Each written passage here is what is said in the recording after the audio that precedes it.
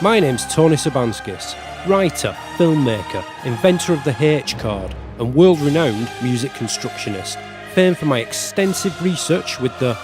and of course as Chief Technical Officer on... Baseline!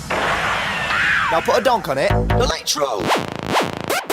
Put a donk on it! This week, our special guest is none other than the spectacularly fabulous... What do you want me to say? What are we trying to do? Okay then, let's not waste any more time. Sit back and get ready for the highly informative, hugely entertaining, borderline annoying... Custard Room Podcast! Thanks. Oh, if you sound like a complete dick, I might have to lose the quiz. You have to do a quiz on fucking travelling. Right, we're recording anyway. Okay, so. right.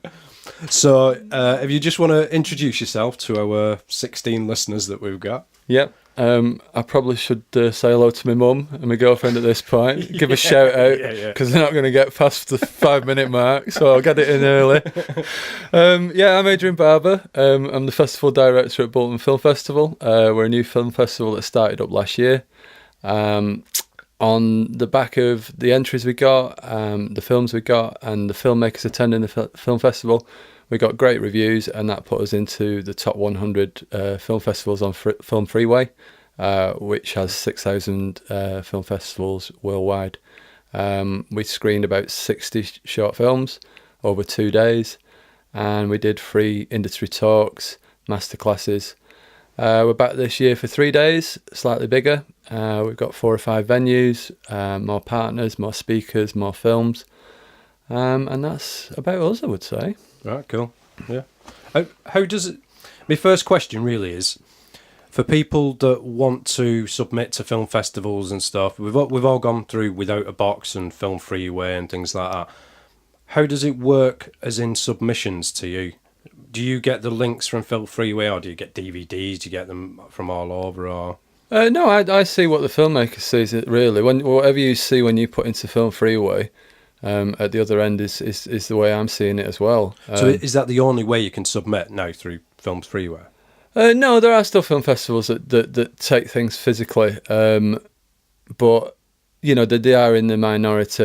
I think Clermont-Ferrand still takes things physically. I think Cannes still takes stuff physically as well. Yeah. But no, primarily it's digital now. It's through a platform. Right.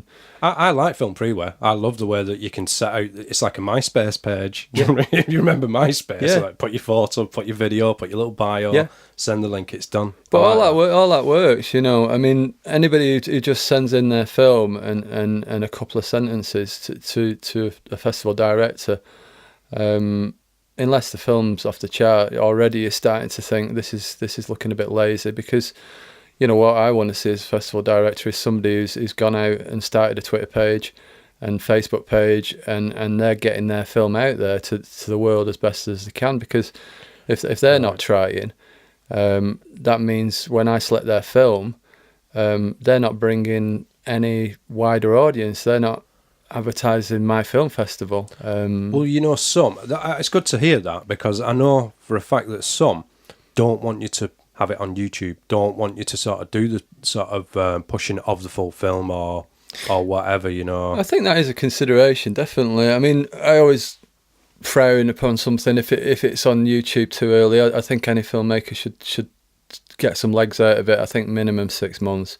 You know, keep it as something special, and film festivals are going to be more interested. But you know, film festivals are changing. You know, there is an element of curation going on with people, you know, short film of the week and that sort of thing. You know, festival directors will take a look at it because, you know, some people now, it's not me, Tony. Tony's got his phone on. Oh, it's my sound guy. He's trying to phone me about today. We're going filming today. It's ringing you, so he's turning your phone off. Yeah. Right. Sorry. That's what happens, you see, when I come on the radio. People ring you up. Tony, I got that guy. Right? It's your networking abilities. It is, isn't it? It's already started. Go on, where were we? We're talking about the film festivals, or Oh yeah, we're talking style. about short of the week and all that sort of stuff. Yeah. So filmmakers that have already been successful in film festivals, do they necessarily need to do the networking and meet the people that festivals bring? Because I think that's the biggest thing that a festival will give you. But by being there in the room, you can show your film to an audience. Hopefully that audience will be made up of the public as well as other filmmakers. And you can get a Q&A and feedback, and you can get a sense of how people are perceiving it. But in the networking sessions, if you see another film with a great DOP on it, you hopefully might get a chance to meet that person in the room. And you do see that. You see people exchanging cards, and me as a festival director, I follow those films and get to see where they go in other film festivals. But also I follow the production companies, and often you'll see a production company working with somebody that did the music on another film. Right. At your festival, that the relationship has come out of your festival. So I think that is the thing that an online network is never going to give you, because it's just not the same. You might have a good rapport on social media, but it's just not the same as meeting somebody face to face. So obviously we all would love to see our films on the big screen, and it's quite glamorous and that side of things, but in all honesty, when a good film, when it's come to the end of its run, if it's done well and put onto social media, it'll immediately get 50,000 hits. It'll get 100,000 and more. No film festival, even combined, would give you that audience. So you've got to question, what is it about? Is it about getting hits on YouTube, or is it about, as I say, building networks and relationships? And I think film festivals are still the best way to do that. Yeah, no, I agree. Yeah, I mean, even like you said, the ones that are just film of the month, screenings rather than festivals, just screenings of like a couple of friends that have all got together. There's a guy in Manchester runs one. It's very small venue, something like 60-seater. And he just sort of, every month he'll do a specific sort of, not genre, but a set, like say, one was Pride Month, next Women in Film, next, normal. So it's like, he's going to play ours, and we're going to bring a couple of other shorts in and things like that. But then we'll all get to meet, even though it's only a set of 60 people, it's still going to work better than just dumping it on YouTube. But that that can be just as useful, because then you've got a local network, and it's a lot more realistic to turn around to a gaffer or somebody technical who's on your doorstep and say, can you come to Bolton and help us with this project, than it is to turn around to somebody in London. Or, I mean, we had people coming from Europe, so it's starting to get a bit ambitious, really, to ask people to do that without a budget. Yeah. What do you think about you get certain film festivals? I get one, and I've not even entered, and I'll get sort of this email from Film Freeway going, oh, you've been successful and you've been shortlisted. Do you want to come to Miami and sort of book your ticket and so? And it's just, I get them all the time from Film Freeway, from certain film. I think it's called IndieWise. Really, I've never heard of this. This is news to me. Yeah, and certain filmmakers will get all giddy, going, "Oh my god, I can't believe it! I've been shortlisted for this film festival in Miami, and all I've got to do is make my own way there and buy a ticket." It's just, are you mental or something? Do you know that? It's just a con. Okay. So, now you're getting onto territory which I am familiar with, which is what makes the scams out there and the sort of charlatan film festivals differentiate, between the well-run ones and then the well-known ones and Academy, associated ones. The issue is, though, with that, so I've seen a poster recently, and it's a short film, and it's only a small picture. Obviously, you're looking at it on social media, and it's plastered with laurels, like literally plastered with them. So small that you can't even see really who these companies, like who these sort of film festivals are and everything. Yeah. And I know that you can just sort of go onto Film Freeway and go, oh yeah, that one's a $5, yeah, dink, yeah, I'll get some free laurels from them to stick on my poster type thing. But again, I don't think that, for anybody who really knows what they're talking about, I don't think that's going to work. Just simply going out collecting laurels, for the right people, they're just going to see straight through that as well, because I think, as a filmmaker, that platforms like Film Freeway, really do a lot of the work for you. If you go on there and say that the top 50 best reviewed, top 100 best reviewed, or 50 film festivals that we think are worth the money for the entry fee or whatever, they're already sort of categorised for you. There's the Academy affiliated. I'm not sure if they do BAFTA affiliated, but it doesn't take much on Google to find out who is BAFTA affiliated. So again, what are you trying to achieve with your film? Is it seriously, when you made it, or do you sit back and think this is going to win Cannes Film Festival, it's going to win an Oscar, or do you realistically think I'd be happy if I can get this shown in a cinema near to where I live? Yeah. And I want to take my friends and family. Because there's nothing wrong with starting out as a filmmaker and progressing, and that a festival like that is a network on your doorstep, full of other filmmakers at a similar sort of level, is just as valid as one at the higher end. But it's a different, I don't know, it's a different playing field, isn't it? It's a different level. Yeah. And hopefully, I think you should attend both.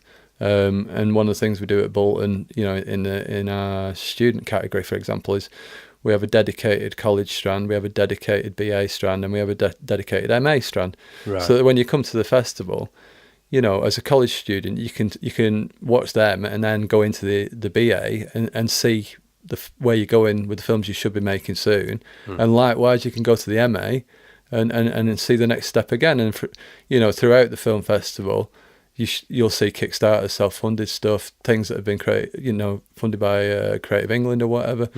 So hopefully throughout the festival, you can see the journey that you should be going on. Right. Yeah, that's better, because I've been in certain quite well known, say, film festival in Manchester. I'll not say which one it is, because they'll probably be running again next year. But we've entered like our short film, which was a comedy short film, twice, and we've been sort of shortlisted twice. Right. And the second time I went sort of, it's quite a very prestigious comedy club in Manchester. Right. Anyway, I have no idea what you're talking about, Tony. So our film got shown. Our film cost nothing. Right. It was £5. You know what I mean? It was like literally nothing. Yeah. And it worked well. But then you saw one that was semi-funded from the BBC, and I was like, hang on a minute. Yeah. Do you know what's going on here? Like, but again, I think that's down to how you enter it. If you read my rules on my film festival, I've identified that as a weakness in other festivals. So if you enter as a student at Bolton Film Festival, potentially you can win the grand jury prize. Yeah. Because what any film will do is I will elevate that film to the level that I think it should be shown at. Right. So I think filmmakers find it surprising to find out that BAFTA winning films were made by students. Yeah. That comes as a surprise to many people, because obviously they don't really advertise that fact. And I think other festivals take that strategy where they just judge it on the film. And I don't know if they do the same thing as me, but personally, if I think it should remain at the level of BA, it gets shown in that strand. If it's been made by somebody in the Northwest, and it was shot for £500, but it's still as good as a film that was shot in the Northwest for £5,000, then it might win the Northwest category. If it's good enough to win the drama category, it might win that. But if it's the best film out of all the film festival, regardless of it being shot for £500 by a student, it can win the festival. But what you can't do with my rules is enter the film I as the top strand, and work down. Right. I will not put films down. They only work the way up. Right.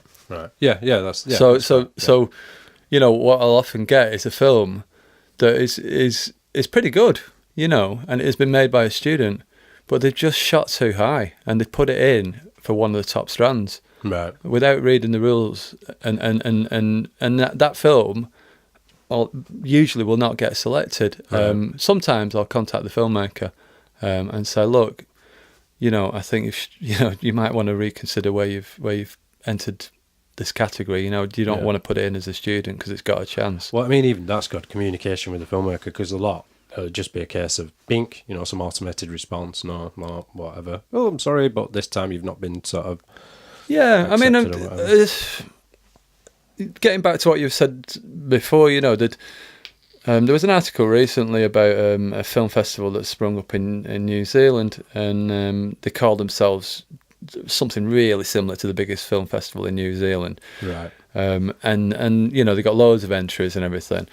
And then somebody turned up to this film festival. There was zero communication. There was zero reception. You know, there was a bit of a banner, but they couldn't even find the guy who was running it. There was just a couple of technicians walking around, and the person spoke to the speaker, and the speaker said she'd been hired in to sort of compare it and everything. Oh, dear. And the whole thing was just a sham, you know. Yeah.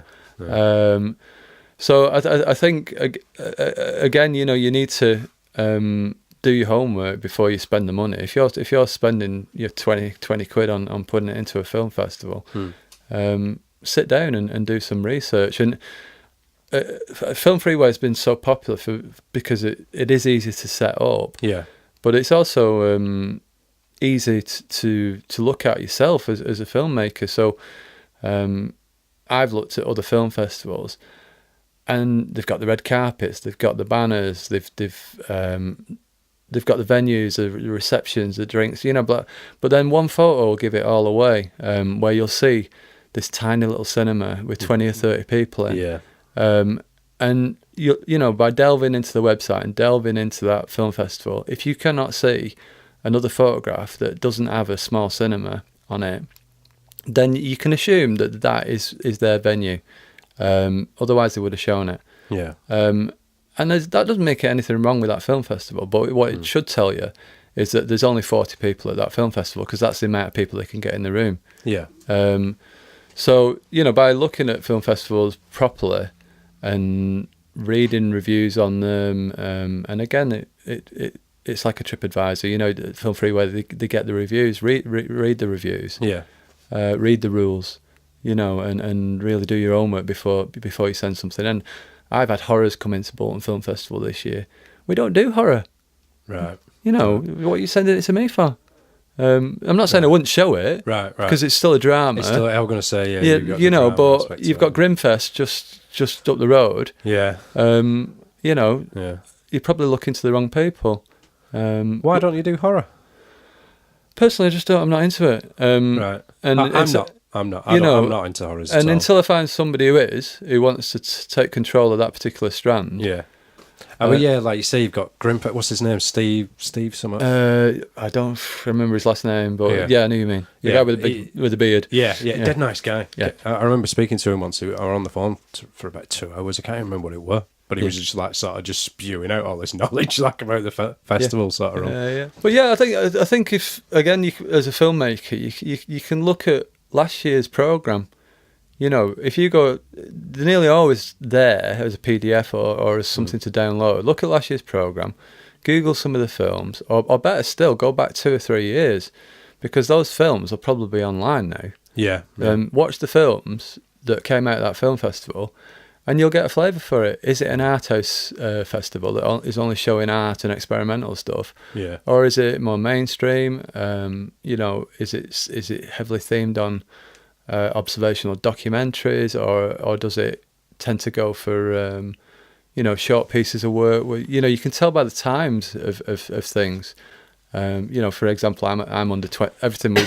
Everything we do is under 20 minutes. You know, other festivals will do under 30 or under 45. Yeah. So next year I'm thinking of going to 25 because, you know, I do get approached by filmmakers all the time, you know, for waivers and requests and different things. But The one that I always makes me sort of sit up is my film is 21 minutes 20 or whatever. You can see they've just drifted slightly over. Yeah. And then you think, well, go on then, let's have a look. Yeah. And it's important to have rules, but at the same time, them rules really are more to set up and define what you are as a festival, really. As you mentioned there, we're not showing stuff that's 45 or 30 or whatever. I'm not really to a few seconds. If it just drifts over by a few seconds. Yeah. If I take a look at that film, it really has to validate why it needed that extra minute. Yeah. If I can see that nothing can be taken out of it, then yeah, I'll be a lot more sympathetic to considering it. But I think, yeah, last year we were lucky enough to get The Silent Child, which went on to win this year's Oscar. I know for a fact that film was... They did the rough cut at 27, took it down to a shorter cut, I think at 23, and then still found a way to take them 3 minutes off it. Yeah. Because they knew that 20 minutes was what festivals want. Yeah. And it was to the second. They used every second. And I think that helps because I'm sure there's festivals out there that will stick to their own rules and just say, no, when we say 20 minutes, we mean 20 minutes. Yeah, yeah. Yeah, no, I get I'll get that. Let's talk a bit about your background. Because you're a filmmaker as well, aren't you? Yeah. Filmmaker, photographer. Yep. What's your strong point? Gosh. I think my strong point is I don't set out with a preconceived result. I've come from community arts. I work in social documentary. And I don't go into a project, necessarily having it all mapped out. I just have a direction of where I know I'm going.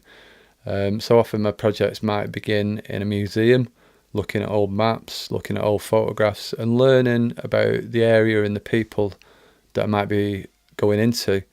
And those same things will, go into that area and spark conversations and get people talking about mills that have been long knocked down, and then those conversations will sort of lead to people saying, oh, you should go and speak to him, or you should go there, or you should go here. Yeah. And then I don't know, not having a pre-set out idea of what the project might end up looking like, and that can mean, for example, we've got a common friend of Steve Southern who works in music. A project that started off being about hooliganism and community tensions and problems, and essentially being about people being scared to go out in the dark. Ended up with starting off as a documentary and very conventional, and then me talking to the kids that were wearing hoodies. And people were scared of these kids, and them saying to me, it's just a fashion, we're not doing anything more than standing around street corners because we're bored. Yeah. And then me saying to them, well, do you want to speak on this documentary? And them saying, well, no, not really, but recognising that they were into MCing and recognising they were into music. Yeah. And bringing people in and saying, okay, let's see if we can get them to talk through music. Let's see if we can get them rapping and doing that sort of stuff. Yeah. And it worked, so it ended up as a very unconventional documentary. It started off talking heads and just people talking about the problems, but ended up more like a pop video, really. Right. And I think, I don't know, with documentary, I don't know, I do like to see some spontaneity sometimes. I don't think you have to have it.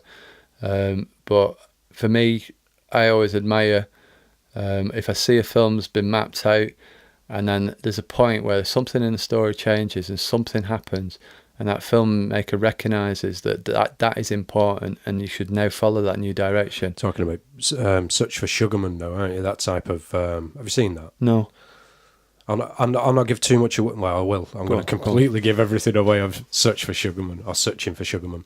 It's a documentary about the guy's music and they think he's dead. Anyway, it turns out that he's actually alive, Right. and he's living in a different country. He's not aware that he's become this success that he's become in this other country. So they go out and find him, track him down, redo his career for this. And it's just like, wow, they were so lucky that this sort of guy's still alive. Sometimes you just sort of hit on lightning, don't you? With documentaries. Yeah. Like, I get, yeah, I know. Yeah, no, I mean, and that sounds fantastic. It's the sort of film I'd like to watch, Yeah, sometimes it's just a bit of good luck, being in the right place, right time sort of thing. But I know what you mean with the sort of more formatted sort of documentaries. Like, have you been watching the sort of docu-series that they have on Netflix? Any of them? Like, I don't follow Netflix. There's one called Wild Wild Country. Right. It's a brilliant. It's a 6 episodes, something like that, and it's about this cult that started off in India, and then moved to like some flyover country in America, somewhere where you can buy 1 million acres of land for quite reasonably priced, like, and they literally build their own town within this land and take over their town, because there was only 4 people that were living there originally. Now there's 10,000 moved in. They get to vote 10,000. So they were voting the mayor in and it was just like they were trying to take over the state at one point, and it got that popular. But the way that they'd structured the entire document, it's all past tense. Yeah. So they can structure it with bits of old stock footage, bits of interview, bits of this, bits of that. So I enjoy them, but I know what you mean, where you watch something and you think, oh, lucky bastards, how they got that point, like they're so lucky to have captured that at that moment, like, and sort of sent it off onto a completely different track. I still like the thought through and planned out and very, very timed and conventional styles of documentary as well. But I think any documentary and any drama, a comedy, or whatever, the crux of it is is it a great story to start with? You're just trying to flog a dead horse before you've got going. It doesn't matter how much you use techniques and graphics or whatever. You can do whatever you want to it, but you're never going to change the crux of the story. It never was any good in the beginning. I get that, but I also sometimes I think it's entertainment. It's the entertainment. Sometimes it doesn't need to be a full-on story, as long as it's entertaining throughout that week story. Because I've done one where it was about traffic. It was about me getting a parking ticket, and I was getting slagged off for it at uni. It was like, what are you spending your time? What are you wasting your time making a documentary about you getting a parking ticket for?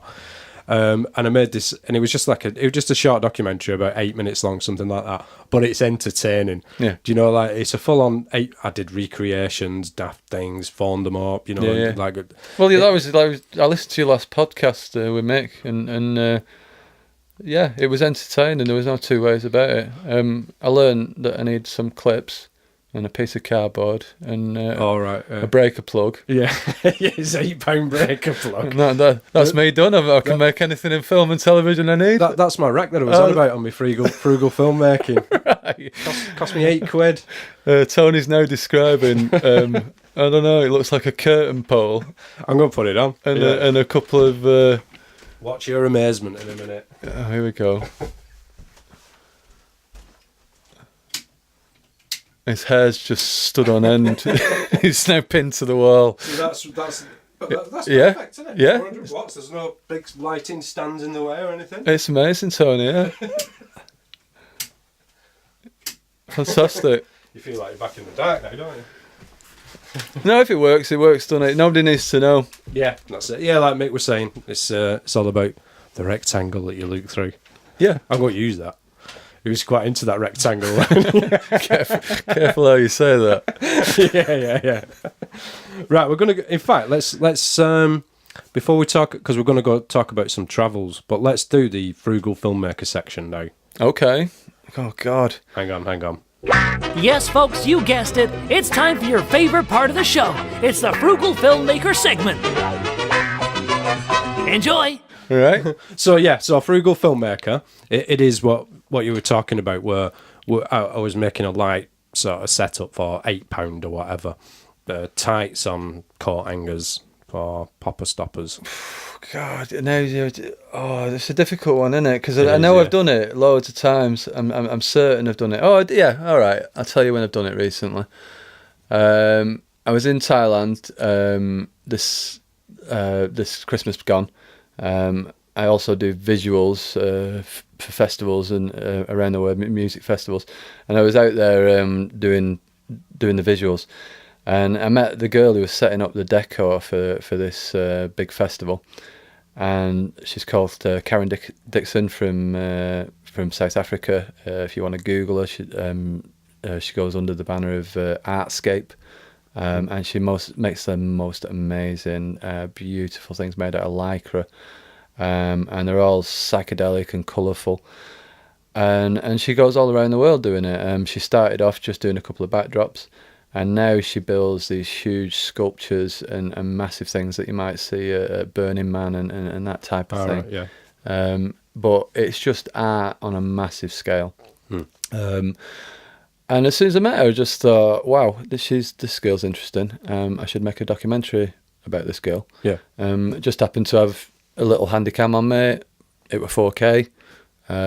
Went out, bought some headphones, and then I needed a microphone. The trouble was, we were on this tropical island in the middle of nowhere.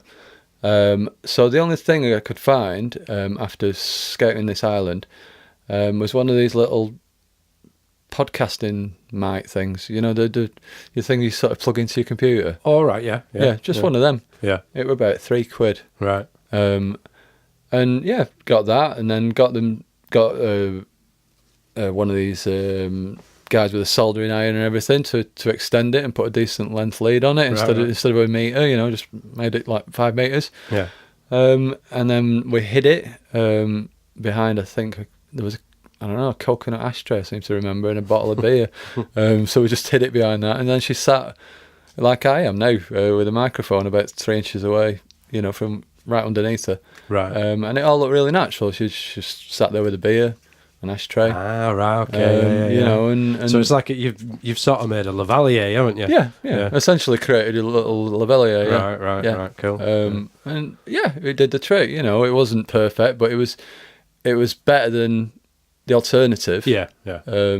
So it's usable. You know. Camera. Yeah. And we knew we were going to drop some music in behind it. So good enough. Yeah, excellent. Yeah. No, that's good. Yeah, £3. What do you think of the 4K? Because you mentioned that it was 4K. You've done your last. Are you doing it at the cinema this year?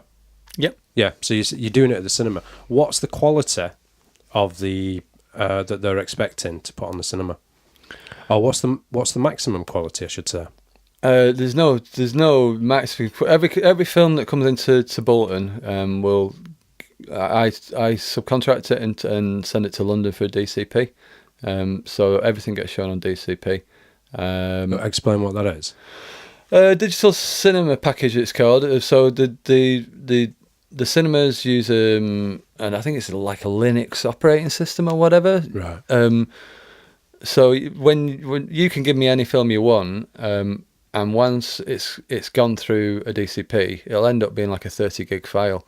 Right. And it sort of stretches a small film into a big one, so it can be shown at the cinema, but also so that they can queue it up like a jukebox. Right. And the best, you know, Hollywood blockbuster films, they're security locked, so even the cinema, they can check part of it to make sure that it's working. Right. But it's locked, so that at 8 o'clock on Friday, whatever, the day that film is released worldwide. For pirating and copyright. Yeah, at that moment it plays, and then it'll play for the time that they've scheduled it. And then it'll lock itself again. Oh, that's clever. But yeah, we do it's the same thing, a DCP thing, and it's expensive to do. The reason I was asking more than anything is the physical size of. Now, what I was told is that normal cinema screens are 2K maximum, as in like the resolution. Yeah. 4K is for the IMAX. Yeah, and I'm getting all these students, all these like sort of newish filmmakers. Yeah. Sort of going on this 4K, everything's got to be shot on 4K and I've got to make it future. You're not going to be showing this at the fucking IMAX. No, it doesn't matter. Why are you doing this on 4K? You're killing yourself trying to do it. It doesn't matter. I mean, what's more important, I think, which students forget about it is the sound. That gets rid of 90% of my films right there. Just before they get any further. Poor sound. Poor sound is the weakness that you hear time and time and time again from people in the film festival industry. Yet I don't know. You still just keep receiving them. They keep sending them in, and there's always poor sound. Quality. What I would say is that I've had photographs that have so the film itself is okay, and then they cut to stills, and those stills have been taken on a phone or they've just been lifted off Facebook or whatever, and are really poor quality. Right. So obviously, you're taking something of a postage size stamp and blowing it up to the size of the side of a building.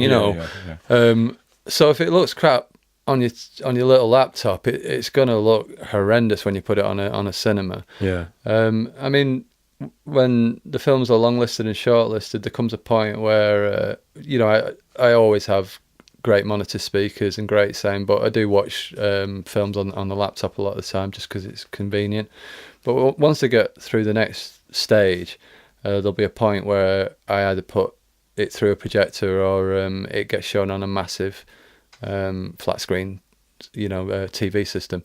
And then often I'll just sit like a little kid about 3 or 4 foot away from the screen, like, sort of doing what you would do at the cinema. Right. Because that's another thing, is that if you should, as a filmmaker, be thinking straight away, where is this going to?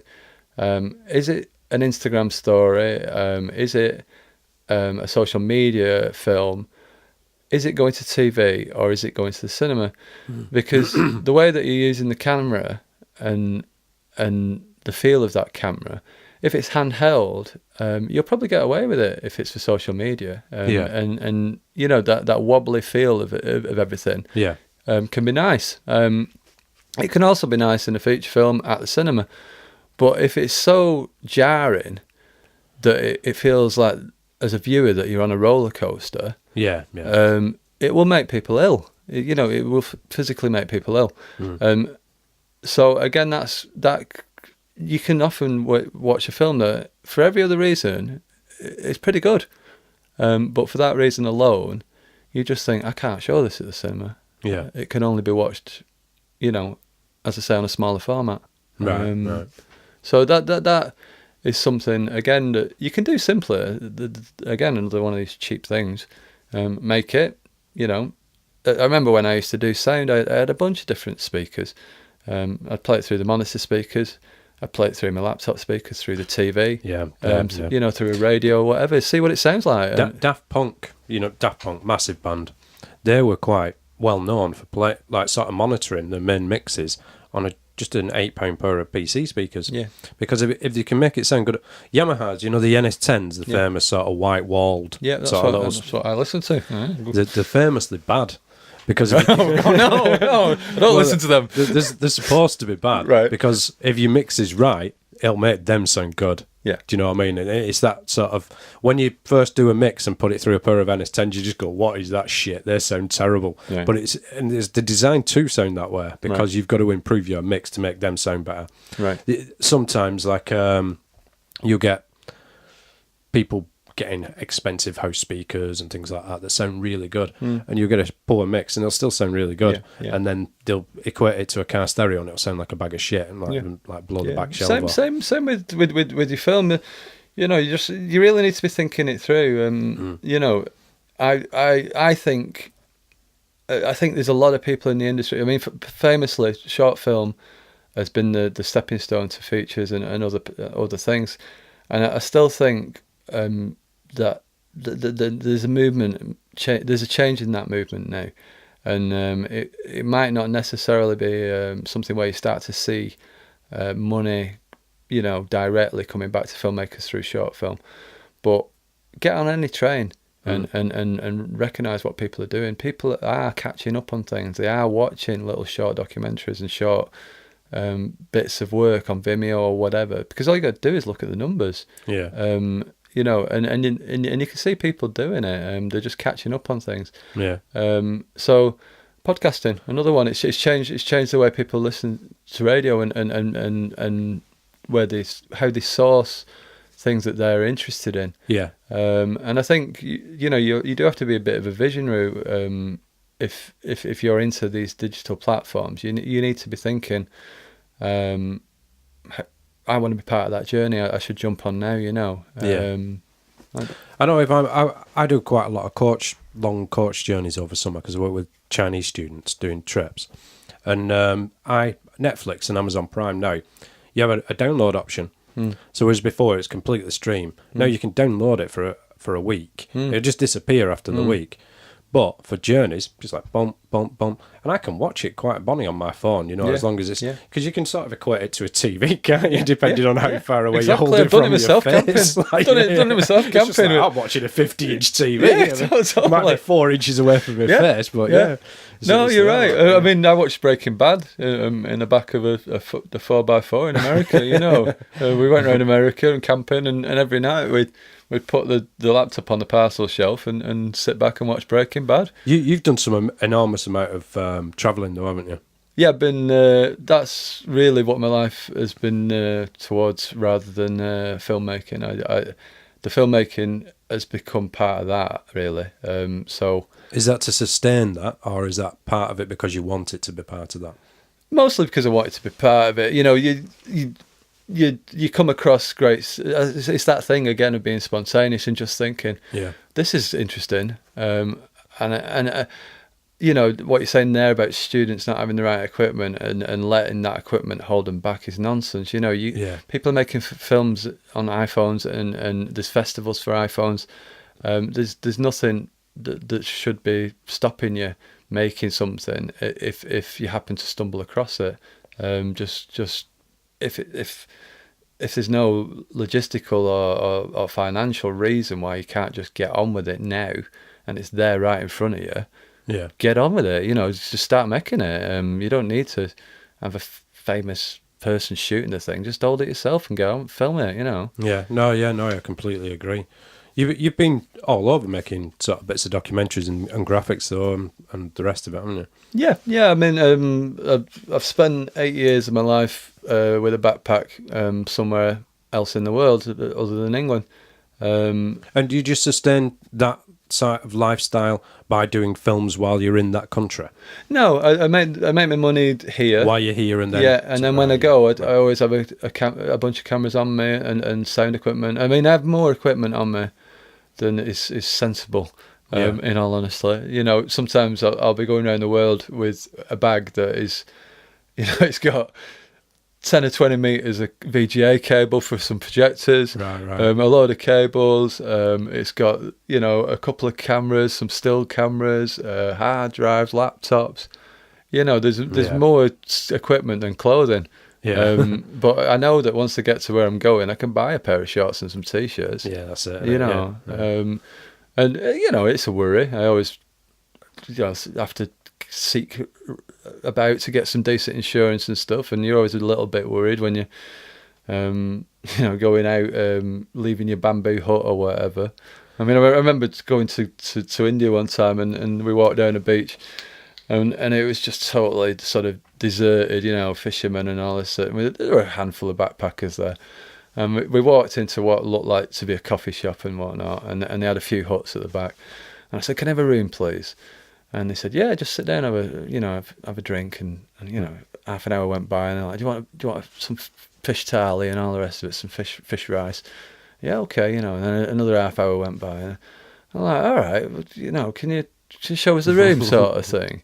And they're like, "Yeah, just one more cup of tea, just be patient." And I'm like, "Well, look, you know, we've come a long way. We want to sort of get a room now." And they said, "Well, look, just give us 10 more minutes." And he dragged me out the back of the building. And there's two guys just building it as we were waiting.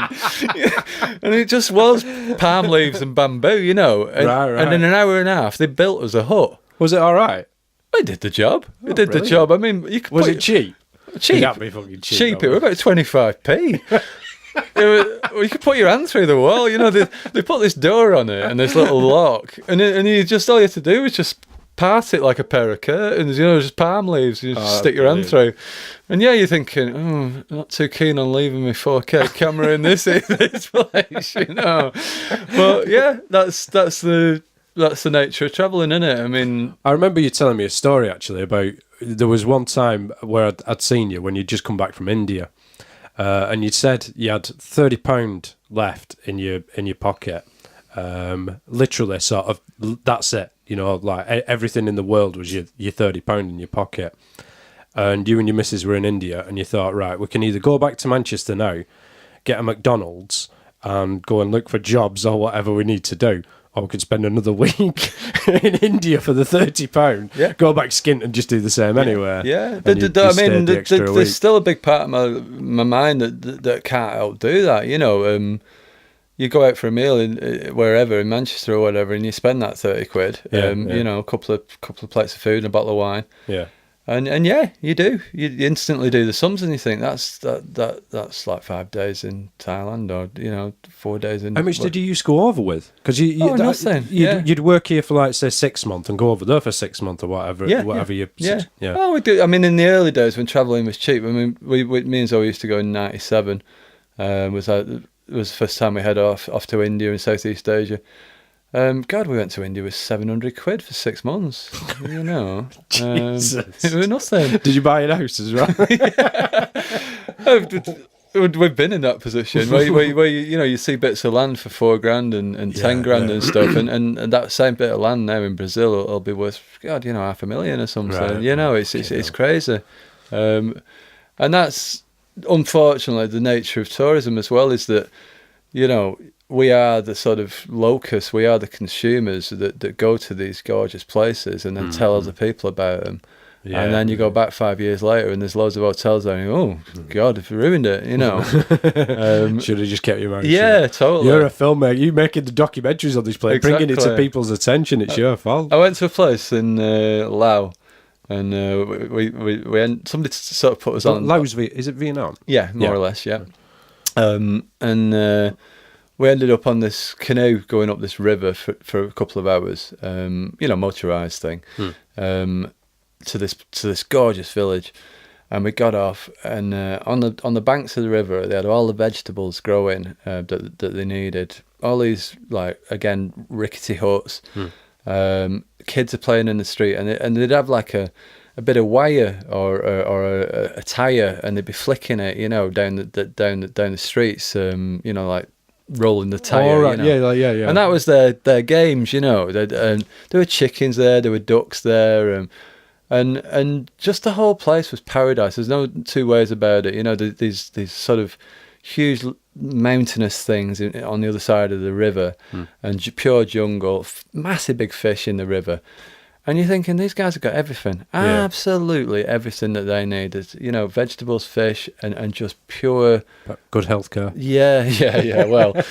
And we got into our place, again, another sort of 50p room, and the guys, after a week or so, he could see that I'd been drawing a few sketches in my book and stuff like that on the balcony. He said, can you help me?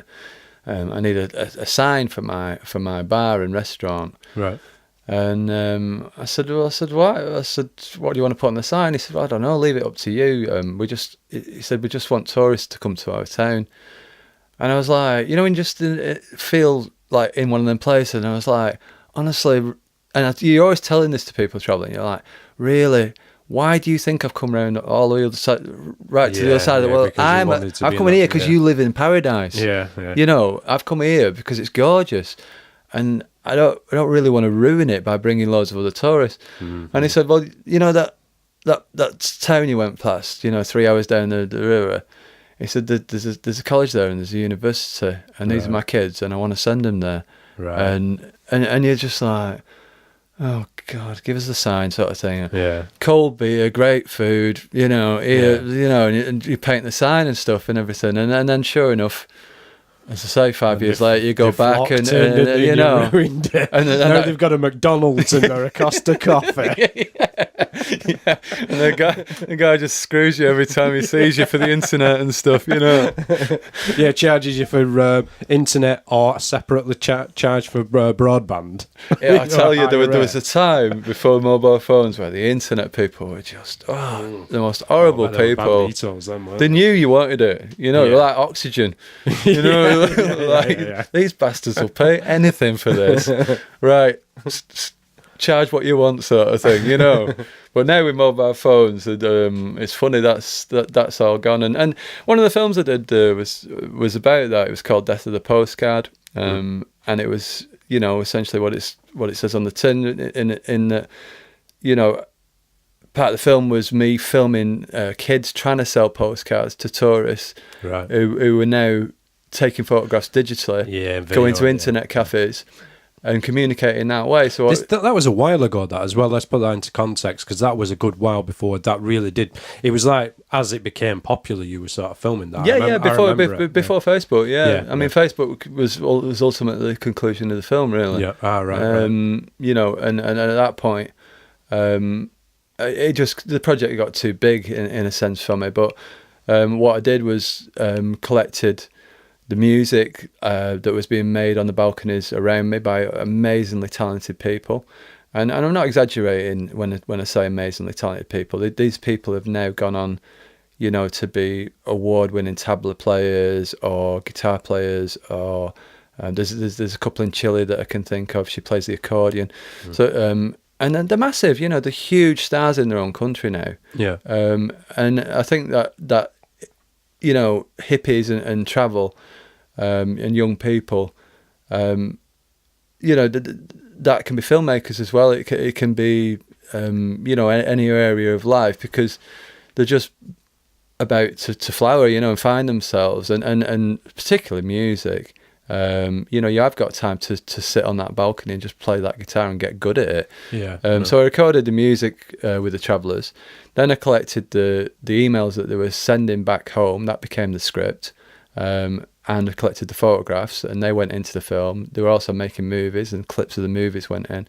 And then I just sort of became the bits that joined them bits together, to tell a story of how one person goes to the Taj Mahal and sees this gorgeous building, and the other person goes there, sees the gorgeous building, but turns around and sees somebody taking a shit, or they see poverty and you know, this other perspective on it. Yeah. And that's really what it was about, was 4 or 5 people in the same place seeing very different things and writing about it to their friends and family. Right. I remember you showed me an early draft. You've done a newer draft, haven't you? Yeah, it got finished, and again, you know, it sort of comes back to the film festival in that, you know, how do you finance something? How do you produce something? How do you market? How do you get it out there? Mm-hmm. So in the end, when the film was finished, we went to a factory in India. We got it produced as a DVD. We got 1,000 of them made, and then we started selling it, and we started putting up pop-up cinemas. Just any excuse going to India. You could have ordered them online, couldn't you? Yeah, but we went to the factory in India. No, we happened to already be there. I edited it. I edited it in India as well, because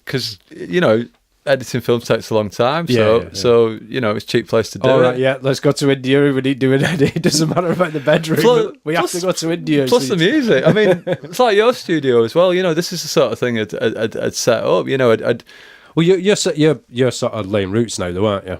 Yeah. Is that going to be a permanent thing, or are you still going to do bits of travelling and just? Yeah, we did. I think the thing that changed it for me was I had a heart attack a few years ago, and you know, the Africas and Indias and places like that. You know, I wouldn't really want to be there with my sort of sketchy health anymore. Let me just point out though, you're not an unhealthy guy for me. Do you know what I mean? You cycle it. Well, so I know other than your multiple heart attacks and everything, but other than that, you're a healthy guy. Do you know what I mean? Your colour, you're brown. You know that you were always wearing shorts because you've got big ass calves that look like fucking rugby balls because you cycle everywhere as well. I was amazed when you said that you'd had a heart attack. I started changing my diet. Good. Because of that. Good, honestly, good. It was like, fucking hell. No, I think it was a surprise to everybody because, you know, I gave up smoking years before the heart attack. I gave up drinking years before the heart attack. I was already eating well and cooking well and cycling and like you say, just having a good lifestyle. But for me, it was in the family and smoking. It's no coincidence that 19 other people in the ward were also smokers. That was the common thread we had between us all. Right. So yeah, everything in small doses sort of thing. I'm not anti anything, but if you're listening to this and smoking like a chimney, maybe it's time to start pegging it in a bit. Yeah. So you won't go as long because of health issues. If you will. Yeah, I won't go now because so I won't go to the Indias and Africas and places like that anymore. So what I've started to do is Spain and France. Yeah, the things that normal people would do, Right. but Not normal people. well, it's last time we went, we travelled through Central America. I want to do what you do now, though. What's that? I've got to a point now where we've got fewer things holding us here. Like our mortgage is up in a year, and things like that. Yeah. And I'm getting to. I've just done my TEFL. I All want to right. go and teach English in Vietnam and Right. just get away for Yeah. do a little bit of. I think because I always loved that story of me about the £30, and the McDonald's. I'm thinking, fucking hell, I want to do that. I came back to England one time. No, this is no word of a lie. I had £2. Yeah. £2, nowhere to live, no sort of friends or family that would. See, I couldn't do it. I'd be scared. I'm not in that. I'd be all right now, to go and do it because I'd know that, like, I could have a house here, like, and still just go, and just leave it and someone look after it or whatever. Well, at one point I lived in a cave, didn't I? In India, with no money. I just again. Well, you were living. Were you living with like some guru or something? Yeah. Oh my again, God, researching a film and. After 3 years of learning about it, learning the language and reading and all the rest of it, there comes a point where you think, there's only one way I'm really truly going to find out what it's like to do what they're doing. If they're giving up family, friends, money, alcohol, sex, everything, they've got zero attachments in life, and they're wandering the lands as holy men, then I've got to do the same thing, otherwise I'll not find out what it's like. So I'd done my research and I'd filmed my clips and I'd got my sound bites and I got everything I needed to take to the production company. But for a short period of time, I left the camera in Delhi. I left everything I could sell. I literally did not have a pair of shoes of anything or of any value. And then I took the 20 or 30 quid that I had, and I knew within X amount of days that money would run out, and then I would be in the same position as them, right? Wherever that happened to be, and it happened to be in Khajuraho, in India, which is a famous Kama Sutra temple. Right. But that's where it happened to be, and yeah, it was profound moment, to suddenly walk down the street and think, shit. I'm in the middle of nowhere with no money, with nothing to sell, with all these people who don't speak my language. Now what, Yeah, whereas they've got a bit of an advantage because they all speak the same language. I mean, that I could must ask be even directions, worse, and I could add some basics, but yeah, there's no way we could have a conversation like we're having now. No way. And yeah, then it was weird. That first 10 or 20 meters was something that's stuck with me for the rest of my life. But yeah, I went from a tricky predicament, and 20 meters later, the first friend, if you like, in India, sort of a local guy saw what happened. He came over to me and he said he offered me to help me, and he took me for a meal, sort of thing. And Right. and from there, India, there's this place that had been ripping me off. The people who were willing to take every rupee off me. Suddenly went 180 degrees round, and those people, the same people, were giving it back to me. Right. And that was simply because I was wearing a uniform, if you like. I was wearing the uniform of the gurus, and I wasn't pretending to be one. I was telling them what I was doing, but they supported me in that. Other people supported me in that. And How long did you live like that? about 2 or 3 months or something. Yeah, long enough to know that it could be done. Right. And then that's really all I wanted to know. I wanted to know whether you could step out of society and do even as a foreigner, do that. And that was part of the research. I didn't just stay in one place. I went to other people's caves, and I found a German lady called Yamuna Giri. She lives in a cave near Rishikesh. She's been there for about 12 years at the time. And I found other ones, Italian ones in Hampi, and all across the country. There's about 12 foreign gurus. And I mean... Do you ever see them on Facebook? Yeah, you do. Yeah. Even in a cave, they can still be on Facebook. Yeah, they can. Yeah, it's, if you Google the gurus in India, you'll find them on Facebook, and I'm still friends with some of them. That's it. But yeah, it's for them. It's all the illusion, isn't it? So they're not bothered by it. It's just a different illusion. Right. Or is it Are they into the... It's a bit like the Matrix. They call it the Matrix. Yeah, right. So where you create your own sort of reality or whatever it is. Yeah. In Hinduism, it's called the Maya. Right. But yeah, that we're all living in an illusion. Right. And, it's a term that, isn't it? Getting stuck in the Maya. Yeah. And that's essentially that's what the Matrix, the film, is all about. That's where it comes from. All right. Brilliant. I'll tell you what, before we continue... Yep. Well, I like films and TV too. How about you? And how's your brew? Woo-hoo, woo-hoo. Woo. On a scale of 1 being poor and 10 being the best, obviously, where has this brew lay in that scale? I would say the brew that you made me was probably like a -2. Was it too strong? Yeah.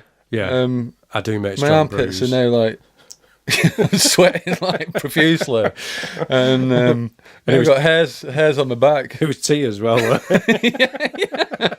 It was one of the strongest brews I've ever seen. So I poured it out of the cup and it just stood up on its own.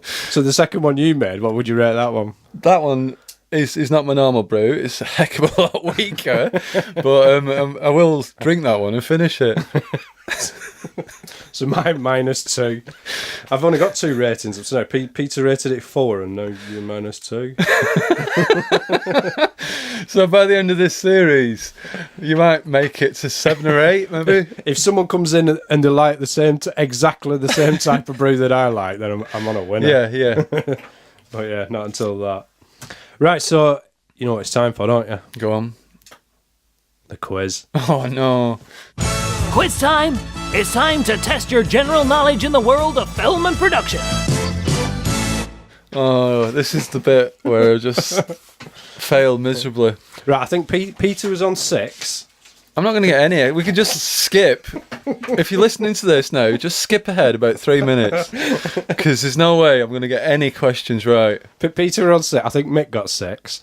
Lisa said she got 7, but she didn't. She got 6. Oh, God, don't tell me this. You're making it worse. I can tell you now I'm going to get 0 or 1 if you're lucky. You'll be I've heard of a guy called Steven Spielberg. I've heard of him. Right, are we ready? Yeah. Question 1. Right. Who sang the theme tune in the TV series Minder? I have no idea, Tony. Do you know the TV series Minder? Yeah, no. Is there a song in it? The theme tune. Go on, remind me.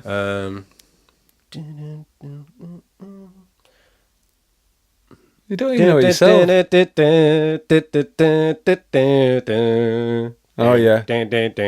Was it Chas and Dave or something like that? Oh, no, sorry. Wrong. Just let me mark It was that sort of thing, though, on it Pie and Peas. It was actually Dennis Waterman. Was the it? guy that was in it. Ah, yeah, it was. Yeah, right, okay. Right, question 2. Oh, what type of creature is Indiana Jones scared of? Oh, I've got one. I think I know this. Ah. Snakes. Well done, yeah, see? Bloody hell. You made it easy for me, haven't you? They're all from the same quiz online. Right. Okay. Right, question 3. Who were Jake and Elwood better known as? Jake and Elwood? No, they don't. That doesn't even ring a bell with me. Does it not? No, who are they? The Blues Brothers. Are they? Yeah, have you not seen the Blues Brothers? Yeah, I've seen the Blue Brothers. I've not been on the moon. I've seen that. Even in the cave. You are, Even yeah, in the I'm cave, gonna say, they had the Blues Brothers. Right, next one. Number 4. Who directed the 1989 Batman film? That was when it had its rebirth, from the nasty No 70s idea. one. No idea. I tell you, I'm like the worst festival director you could ever be, because this is what happens to me. I go to these networking things, and then people start. Well, they don't bring up Batman, but they'll bring up some film that I should have known about, Right. or director or actor or something.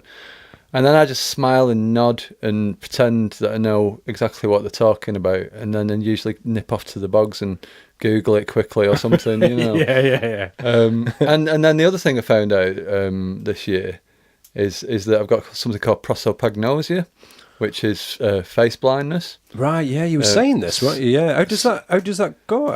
Well, in the worst cases, you don't recognise yourself in the mirror. In the next down from that is you don't recognise your own family or friends or children or whatever. So your brain's not working quite the same way as the people. It's like dyslexia or something. So you're normal, but at the same time, there's something not going quite through the path it should do in your brain. How does that work with film then, as a filmmaker? I think it's still fine in that sense, that you can form pictures and recognise emotions and stuff. That's a different thing. Right. But in terms of my life, meeting people and networking and trying to build up relationships, I'm also bad with names. Yeah. Hence I can't remember any of the people you're asking me about. So yeah, I'll be at the buffet, getting a breakfast bam or whatever it is, or some vol au vents or something, and then we'll be chatting away about something, and you'll go off one way and I'll go off another. 10 minutes later, we'll sit down at the same table. You're going to tell me that same story you told me at the breakfast buffet, thinking of someone else. Yeah. Honestly, it's just, and it's the guy who's just give you $5,000 towards your film festival or whatever, and you're just thinking, yeah, Jesus. And yeah, but actually, because I found out, I went on. That's sort of the thing that made me find out. I went to something, had a big meeting, and then I ended up getting on the train and sitting down with the person that I just had a meeting with, and I had no idea it was them. Right. And even for me, I thought, well, this is beyond stupid. This is obviously something wrong. Right. So I went home and Googled it and did an online thing. I think it's with Bournemouth University. And yeah, just classic symptoms, recognised it. I've not got terrible symptoms, but...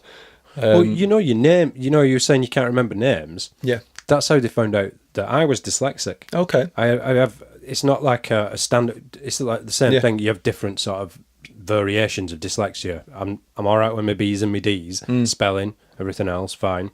But I'll forget certain words, and I know them, and it's really frustrating at times because you're trying to sort of explain something to somebody and you just can't think of the right wording, and it's just because something buries them, the words. Chronological was one. Right. I only remembered it because I was looking an easy way to remember words. It was like, you've got to write it down 10 times, say it 10 times, and do something else 10 times, and you'll remember that word. And I have to do that with certain words all the time, the ones that I need quite a lot, because I was like trying to explain my documentary to people, and it was like, oh shit, what's that word again? Camera. Camera. That's it. And I'm going chronic, and all these like microphone. Yeah. And it was just like, oh Christ, I've got to remember this word, like, you know what I mean? I was going, it's linear, it's like bloody, the way that the time goes. Yeah, like, yeah. Oh my God. That's like me with these quizzes, though, because people say, oh, you've seen it. It's an alien and on the front of a bike and going up into the sky. Seems familiar.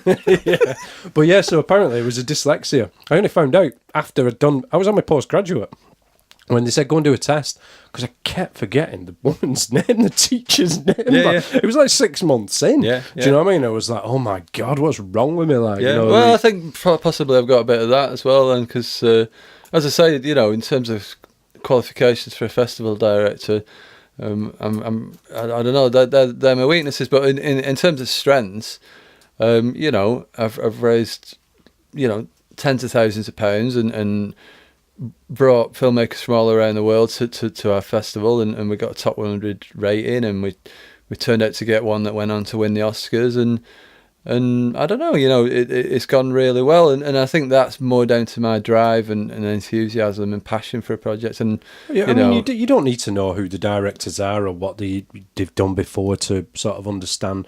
If you're watching a film and you think that's a good film, fuck cares what they've done before and what they're going to do after. Totally. It's all about that one film. Totally. And I think people, who are listening to this about thinking about film festivals and what they are, and festival directors and stuff, so they shouldn't get confused. Festival directors are the people that, organise as much as anything, the food, the drinks, the red carpet, the banners. They're looking at social media campaigns. They're like the they're going producer, out. aren't they? Yeah.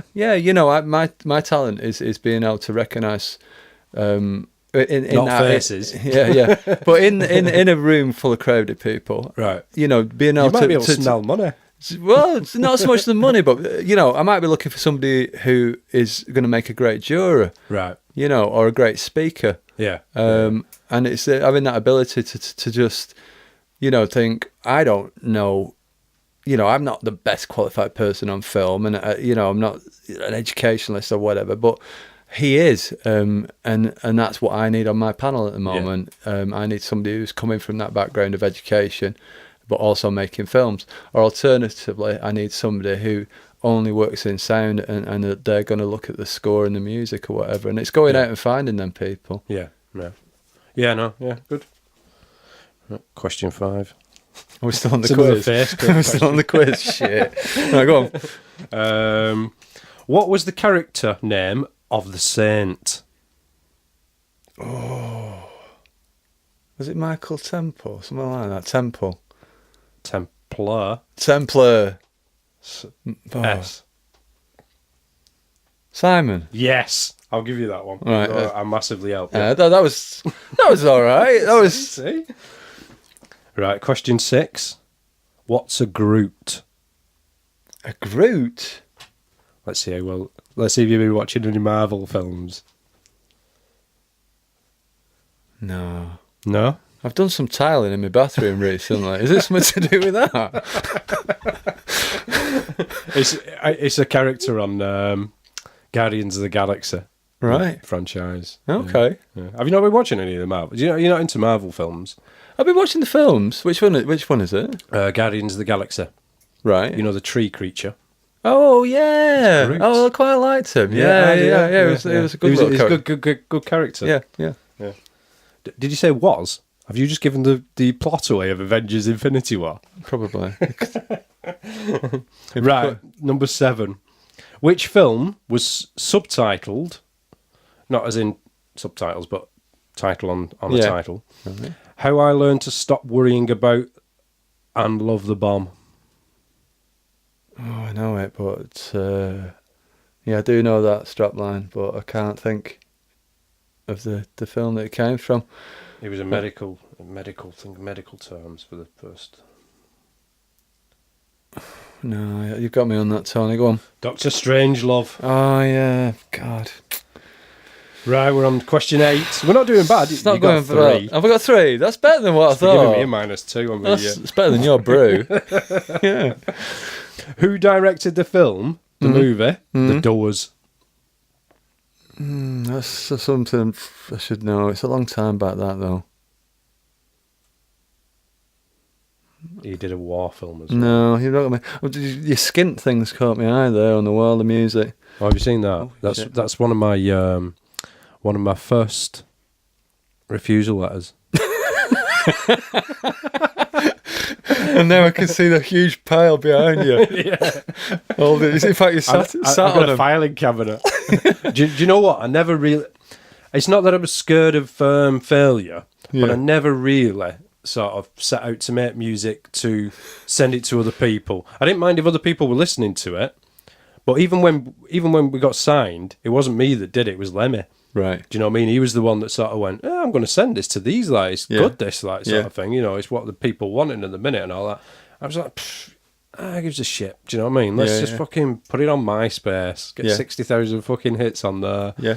But yeah. While we're on this subject, you made a track with Blackout, didn't you? Put a donk on it. Yeah.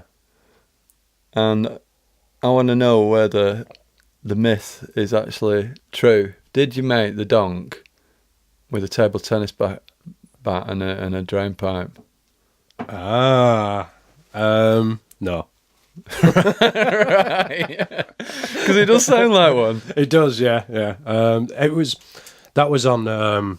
We did a documentary for Vice. Wanted to do a documentary on music in or that type of music within the Northwest. That's right. That's where I. Is that where you got it from? It's stuck in my brain. He was. Do you know what that feeling where you going? These are going to try and sting us. It's a sneery look from some Southerners' point of view about how the Northerners do music. And I thought, you know what, I'm not gonna fall for their trap, because they stung a guy in it really badly. They got one of the MCs who does this horrific rhyme about having sexual intercourse with nuns and something else that rhymes with nuns. Right. Do you know what I mean? It was just some ridiculous crap that he used to do. Yeah.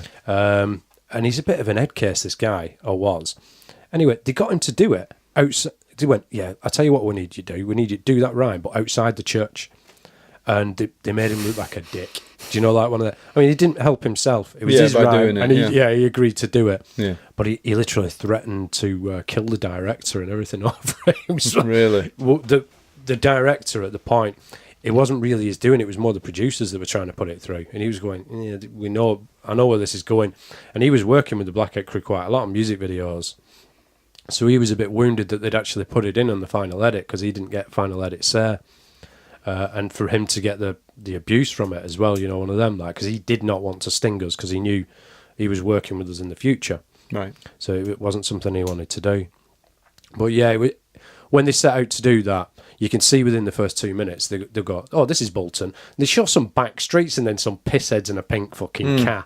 Do you know what I mean? It's like, so that's the shit parts of Bolton. Do you know? I was going to say that was the good bit. Oh, right. Well, it's actually the bottom of your street. Right.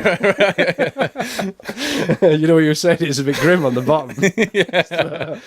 But it's like, it would you could just tell straight away that with the... Do you went and asked somebody who... Have you ever done any of that, where you made sounds yourself? Sounds? Yeah. Oh, yeah, of course, yeah. No, yeah. Back in the day, I've had rucks and rucks of synthesizers, so I can synthesize sounds. Right. But you've never gone out and just thought, I'll use a milk bottle for... Yeah. On Candy Floss, the tune after it, that's played. There's a bit, a sequence, and it's like a dung, dung, dung, dung, dung. It took me fucking forever to do that with bottles. Yeah. Do you know what I mean? And that's what it was like, because I wanted that sort of that daft sort of music. It gets back to that thing, doesn't it? About the 16mm, 8mm thing, that handmade thing, Oh, yeah. And I did a bit of that with my rhythm stuff, with the musicians in India. Yeah. We went out and just recorded people slapping washing and them sorts of sounds that you just couldn't make, and that became the rhythm of some of the music. And I mean, do you know what a hang is? It's like it looks like a UFO, and it's like two woks welded together. Right. And they play it like a steel pan. Right. And one of the guys that I met playing that, a guy called Danny, we recorded some music together. And all the rhythm was recorded by me, just street sounds and all, looped and spliced back together. It got tens of thousands of hits, and it's really popular. Yeah, it's good. I mean, to be honest, I've done more with creating sounds on things like radio players for soundtrack. For like the what's the word I'm looking for? For the chronological. For the chronological flow of it. Yeah, right. No, for the soundscape itself. Say, I love making like robot noises and things. Yeah. In fact, I'm going to play a little bit now. Okay, right, great. Hey, wait a minute. Where's Keith? Keith? You mean the human that took a direct hit from a plasma cannon? Yeah. What? The human that was carried in here within a plastic container? Oh, God. Yeah. He's actually much improved. What? Really? Oh, yes. Much improved. Nurse, bring in Keith from Earth. Destroy all humans. Destroy all humans. Ah! Stop that thing! Only messing you, Melaned. Keith, what have they done to you, my dear sweet friend? You look like some insane nightmare of technological lunacy. Some twisted cybernetic Frankenstein's monster of flesh and metal. Ah! I know. It's cool, innit? What's this?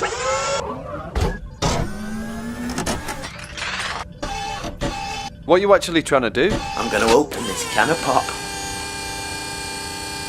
Seems to be taking a while, that, mate. Give me a break. I'm just getting used to it all. Shouldn't be long now. Ta-da! Yeah, finally. Very impressive. It's good, that, wasn't it? Yeah, brilliant. So It's clearly very robotic. So that's him supposed to be this human who's been changed into a robot. But you'll have to have a listen when the actual finished thing comes out, because that was Yeah, because that was just you putting your finger on the table. And there was no sound at all. I don't even know why I do that. I cue myself. Right. I'm not cued anything. The drum like kit's quite impressive, though. that. Do you like that? Yeah. It's a good one, that. I don't even know why I bought that. It was for, I think it was for Danny. You know Big Danny from the Right. band? Oh, for a pop video. Yeah, Yeah. because we did it one before, but it was quite a lot bigger than that, and I thought it's going to be even funnier now if it's an even smaller drum kit. Like. Have we finished the quiz yet? No. Oh, no. shit. Come on. Here we go. Number question 9. Nearly finished. Right. Which series of erotic films shot Sylvia Crystal to fame in the 1970s? Oh. Erotic. So you got to think it would have been like The Name in LA, The Name in something else. Oh, yeah. Name in space. No, I'm not going to get it. I do know this, but you're going to have to hit me with it. Emmanuel. Oh, of course. Do you remember the Emmanuel? Yeah. They were like soft porn, weren't they? Right, you're on a really shit 3. It's better than what I expected, to be honest. There you go, yeah. Right, number 10. Who should direct the new Han Solo film, if there's going to be one? Who should direct it? Other than us. Other than me and you. I don't know. I really don't know, Tony. It's impossible to answer, I think. Who do you think should do it? I think they should give it back to George, me. Do you? I know he's old, Yeah. but I think they made a mistake when... I don't mind the J.J. Abrams, the new ones. J.J. Abrams did the first one, and then it sort of, they rolled it on to different directors. The first one I quite enjoyed that more than the others. And George Lucas was explaining it because they weren't following the same sort of story structure that he did for Star Wars, which is the one from the writer's journey. I think it's Hero with 1,000 Faces it's based off, anyway. Quite a big... He was a psychologist and everything else, this guy. And he wrote, how the hero, in a like from Hercules onwards, follow this structure. They go on a journey. They're reluctant at first, and then they do get forced, they'll change their mind and go on the journey. They'll meet the mentor, they'll go and then it goes into the dark place before the end. And it's this structure you can just tick. Certain films like Star Wars, you can just sit there with this beat sheet and just tick them off. Yeah. And just go, I think a a lot of films do that, though. Oh, God, yeah. Yeah, they do. But I think they work successfully with that formula, the Star Wars films, and they changed it. And they're just not as... They've tried. I don't know what audience they've gone for or whatever else, but Star Wars was probably the biggest trilogy of all time. But it's like they do that with everything, don't they? TV, for example. Somebody suggested I take a look at that Versailles. The thing that BBC have done. All right, and I got what was there not to like? It was drama, period drama, and all that, and naked women and I don't know, it's just like entertaining. It's like Game of Thrones or whatever. It was sort of that vein where you just think, well, this is good. Yeah. But Game of Thrones, I don't know, it seems to at the moment be more than holding its own. Whereas Versailles rapidly didn't. You know, after the first or second series, it just started to lose its. It's a weird one, Game of Thrones, because they've got so many characters in it, and so I can't remember all the names. God, imagine what I'm like. I know. Yeah, okay, I'm like, which one's she? Who's that? Which kingdom are they from? I know. I have my favourites. Like I think the Hound. I like the Hound. No, I've not seen that. Have you not seen what series? What do you mean? Up to? The Hound? Character. Oh, the character, right? What's he look like? Big guy with half burnt face. He's Oh like an yeah. Love that character. Yeah. Just love that character. You always want him to do the right thing. He's an arsehole, Yeah. but you want him to, and he does these has these moments where he does the right thing. I think Game of Thrones is one of the few exceptions so far where I feel like it's still got mileage. Well, and you know, films when they start doing the Rocky 2, 3, 4, 5, whatever. I'm already starting to doubt the second one. Really. I think Marvel. Rocky 2. Well, yeah, Marvel was the Marvel series, the Galaxy, and all that sort of thing. Have you seen Infinity Wars, the new one? Not sure. It's the latest one where it all goes a bit pear-shaped for them, where they're fighting Thanos, the guy with the golden glove with the diamonds, with the little Infinity I might have Stones. seen it. I'm not sure. It's not the best description, that, but we'll go on. I mean, it's the latest one. It's Right. I think it's 1.8 billion or something ridiculous, like at the cinemas at the minute. I'll tell you what I did see recently. It's a one-off because of the fact that, say, all these stories that have gone before it, like Iron Man's on 3, Captain America. So it's brought them all together. It's all the stories have sort of intertwined into this moment. Yeah, So right. it's a one-off. It'll take somebody 20 bleeding years to get to that point where they're making this sort of structure for this story. It doesn't follow normal structures at all, but it's very good. It's just, it seems like one long battle, but it is one of them films where I just think, you know what, it's actually, it's good, that. What did you think of that Black Panther? It was all right, but it's, like where I go off films where I think, am I going to watch that again? And I'm thinking, probably I don't watch a lot of mainstream cinema, as you can probably tell. I'm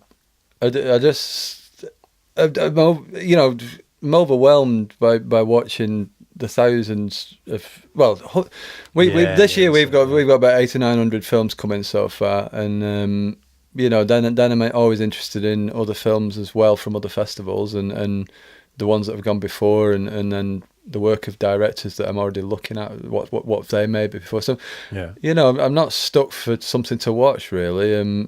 So I find myself watching stuff that nobody else really has seen other than festival people. Yeah. Because I find it more interesting as well. You can That's it when it's you're just like 20, the 10 minutes, 20 minutes. You can watch them any time of the day. And I just pick and choose when I'm free to delve into something and have a look at it. So we watch a bit of mainstream TV and we do go to the cinema occasionally. The only film that really, was for me just outstanding this year was The Square. Have you seen The Square? Is that on Netflix? No, I don't think so. You can get it on video on demand, I think, but it's quite a. Take a look at The Square. It's impossible to describe. It's about it's like a critique of modern art, if you like, of art galleries and the art societies and festival societies, if you like. It's like a critique of the power and the people in those societies and backgrounds. The funders and why do they put things into art galleries.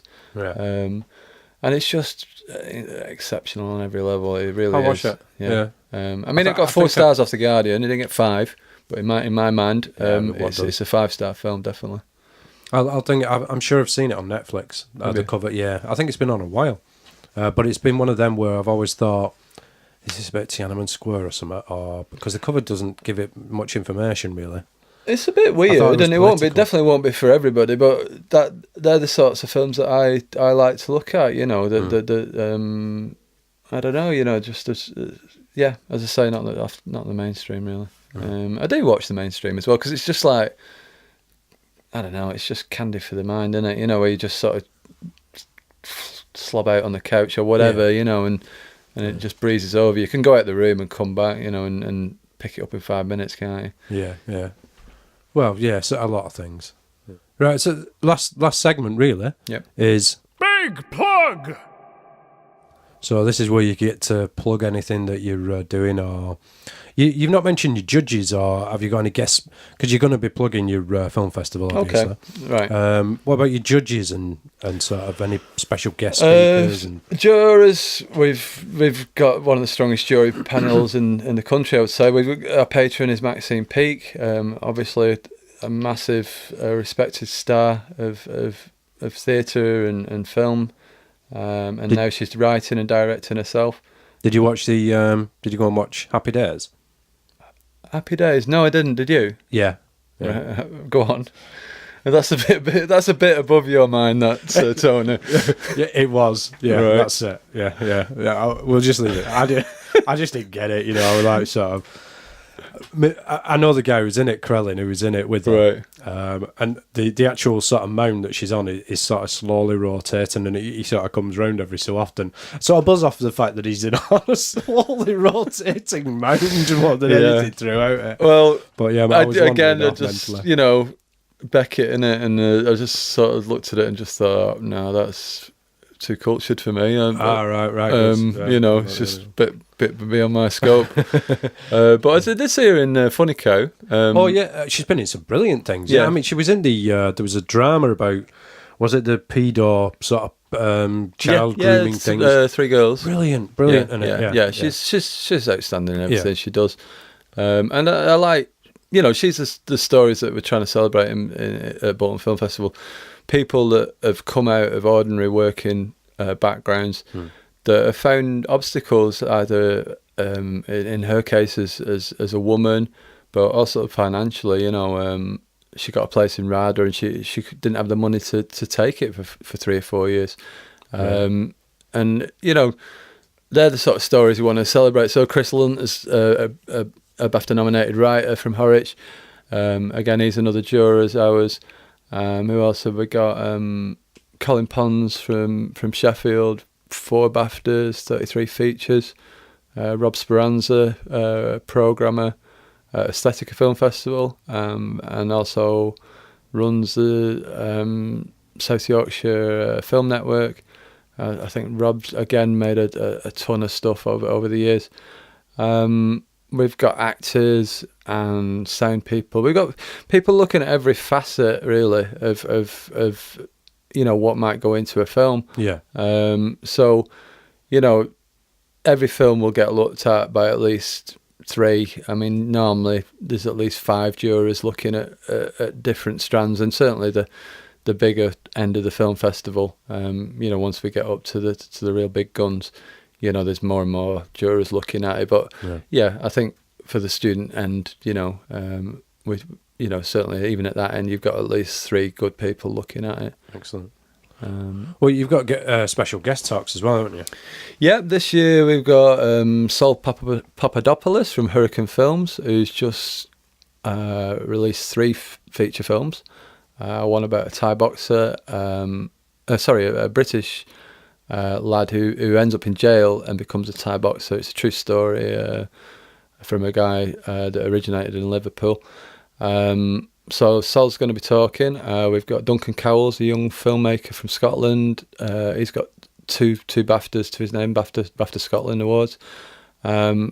22, I think, or 24 years old, and just really funny. We don't count them over here. Right, yeah. Aaron Dunleavy from Blackburn, done stuff with Random Acts, a young filmmaker who's just sort of spontaneously... That's the Channel 4 thing, isn't it? Yeah, Random Acts. Yeah. Spontaneously sort of freestyle scripts in a way, but he's street casting people, he's working on council estates. He's funding films in a different way as well. He's coming at it from the community arts sort of side and finding money for films that stories he wants to tell, but the community based. They might relate to knife crime or loan sharks or whatever, Yeah. But he's finding the money that way. Who else have we got? Oh, Colin O'Toole won this year's BAFTA for short film. He's going to be showing Cowboy Dave and talking about it. We've got Catherine Bray, again, Random Acts, but she's going to be talking around a women in film talk. I'm really talking about the female gaze, the female character. Right. What does it represent to be a strong character on screen? Right. Right, excellent. Right, so we're going to wrap up. You know how long we've done? I don't want to know because nobody's going to listen to it. Although millions of listeners will be listening for, including that guru in the cave, 2 hours and a quarter. No chance. 2 Nobody's going to hours and a listen to 2 minutes. I might have to split it in half. Yeah. Just so that the guru, he can get it, because it might be a lot to download. I'll send it to him. Yeah, send it to him. Yeah. It'd be nice. Well, give him a special. You could speak. Satya Nangiri is called. One of them I can think of, lives in Varanasi. All right. Have you got any little terms that you can send him, sort of in Indian? Or phrases or... Oh God! Now you're asking, son. That's years back. No, not really. No. I can think of generic ones, but no, I'm not going to put myself there. Right, all right. It's been brilliant having you. So, thanks for listening. Say bye. Bye. Thank you for listening.